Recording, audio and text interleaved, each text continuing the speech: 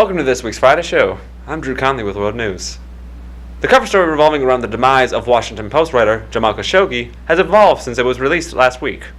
The government of Saudi Arabia has now confirmed that Khashoggi was killed during the visit to the Saudi consulate in Turkey, though they refused to admit that the crown prince of the nation, Mohammed bin Salman, had any knowledge or direct involvement in the killing or cover-up. In response, Turkish President Erdogan had insisted the entire act was premeditated and that the investigation into the matter will not cease until clear-cut answers are found. We will keep you updated as more information surfaces.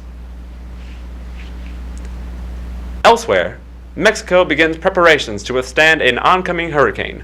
Coming just days after Tropical Storm Vicente ran its course, Hurricane Willa, a Category 3 storm, made landfall Tuesday night with wind speeds remaining around 120 miles per hour, with rainfall coming in around 18 inches. Many airline flights have since become canceled, along with the current Mexican President Enrique Nieto asking the National System of Civil Protection over a tweet to take all necessary precautions in defense against the storm. Chase? Thanks, Drew. The New York Police Department has recalled over 3,000 body cameras following the explosion of one while in use.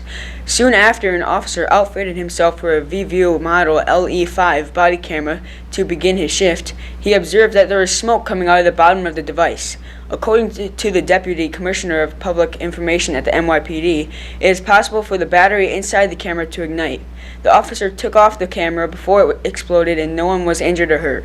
As of now, there are no plans to replace the body cameras of those that were recalled.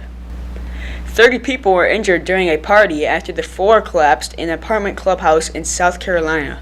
On Sunday morning, attendees danced in unison at the clubhouse of the Woodlands of Clemson apartment complex and a large section of the floor collapsed. Multiple people fell all the way through into the basement of the building. Local police said no individuals were trapped during the collapse, and it's unclear if anyone suffered life-threatening injuries. We'll be right back after this break. Joe's Garage Sports Pub is a full-service source for great food, fun, and entertainment. From great lunches available any day of the week, Thursday 2 for the price of 1 pizzas, and a variety of entrees anytime your appetite demands, Joe's Garage Sports Pub is ready to serve your needs. With entertainment ranging from bike and car nights to local, state, national sports on TV, as well as live entertainment, come on in and have some fun at Joe's Garage. We service all makes and models.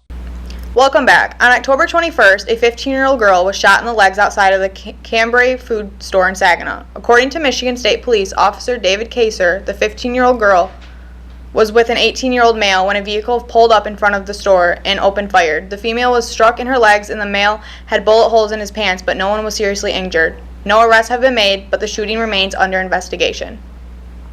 Representatives Dan Kildee announced on October 22nd that Escoda Township, near the former Wurtsmith Air Force Base, will receive $1 million to help residents get clean water. The money will come from grants given by the Department of Agriculture and will be used to connect homes using well water to the municipal drinking water system. Many homes in Escoda have water wells that have been contaminated by potentially harmful PFAS chemicals. Kildee said families in Escoda have waited way too long for the resources from Air Force to protect their families from harmful chemicals. Gabe?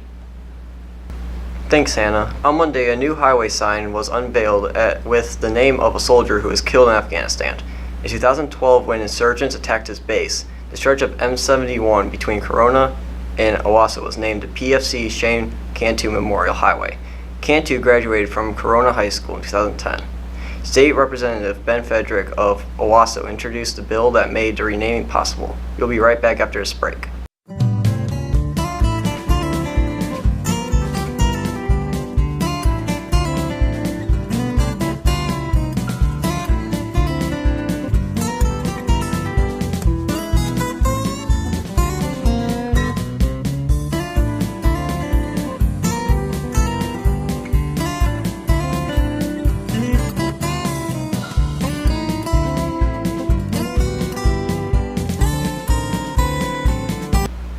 Welcome back, I'm David Sackrader with sports. The Montrose Rams varsity football team ended the regular season with a 5-game win streak that culminated in a 19-8 win over the Pittsford Wildcats. They played the Hemlock Huskies in the first round of districts tonight at 7. The varsity volleyball team took a 3-0 loss to Mount Morris on Tuesday. They hope to bounce back next Tuesday when they take on New Lothrop in the first round of districts in Montrose at 5. Moving to collegiate sports, state rivals squared off this week as Michigan and Michigan State battled for the Paul Bunyan Trophy. The Wolverines were able to take the 21-7 victory due to the fact that they held the Spartans to just 94 yards of total offense, Michigan State's lowest since 1947. The Maize and Blue take this next week off to prepare for Penn State, while the Spartans hope to recover with a win over Purdue tomorrow at noon. The Detroit Lions were able to capture a 32-21 win over the Miami Dolphins on Sunday. They look to keep the win streak alive with a win over the Seattle Seahawks on Sunday at 1. And the Pistons moved to 3-0 on the season after an overtime win over the Philadelphia 76ers.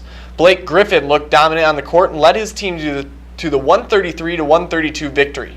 He ended the night with 50 points, 14 rebounds, and 6 assists, becoming just the 7th Piston to have a 50-point outing. They play again tomorrow at 7 against the Boston Celtics. The Red Wings dropped another game Monday night, falling to the Carolina Hurricanes by a score of 3-1. They look to bounce back with a win over the Winnipeg Jets at Little Caesars Arena tonight at 7:30. That'll do it for this week's MDM-TV.com Friday show. Join us tonight for some playoff football action between the visiting Hemlock Huskies and the Montrose Rams. Pregame starts at 6:45 with kickoff at 7. Until then, for everyone involved, thank you for tuning in, and so long.